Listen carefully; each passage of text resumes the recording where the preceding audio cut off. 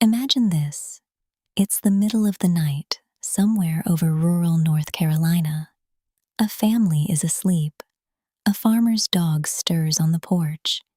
And 2 miles above them, a Boeing B-52 Stratofortress is coming apart in the sky, carrying 2 hydrogen bombs, each one more than 250 times more powerful than the weapon that leveled Hiroshima. This is not a movie. This happened. On January 24th, 1961.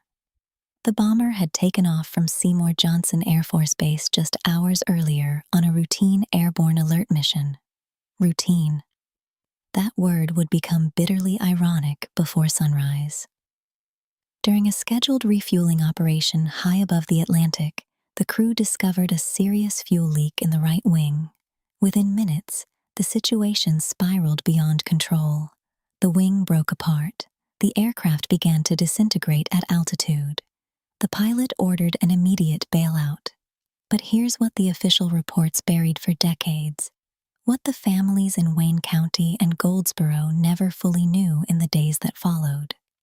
As the B-52 broke apart and plummeted toward the Earth, it released its payload.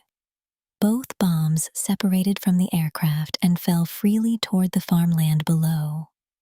2 Mark 39 thermonuclear bombs, each carrying a yield of approximately 4 megatons. Together, they represented over 8 times the combined explosive power of every bomb dropped during the entirety of World War II, and they were armed. One bomb deployed its parachute, exactly as it was designed to do in a combat drop. It floated gently down and landed in a tree near Faro, North Carolina. When Air Force recovery teams reached it, they made a discovery that drained the color from their faces. The weapon had completed 5 of its 6 arming steps during the fall, 5 out of 6. The firing signal had actually been triggered.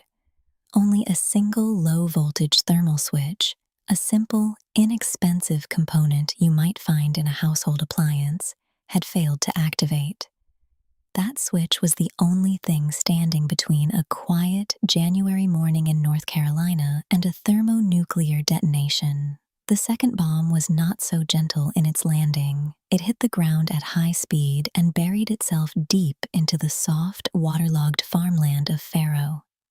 The Air Force excavated to a depth of around 50 feet before the rising groundwater forced them to stop. The uranium core of that bomb remains in the ground to this day, permanently purchased by the United States government, quietly monitored, never fully recovered. It sits there, still, beneath a field where tobacco once grew.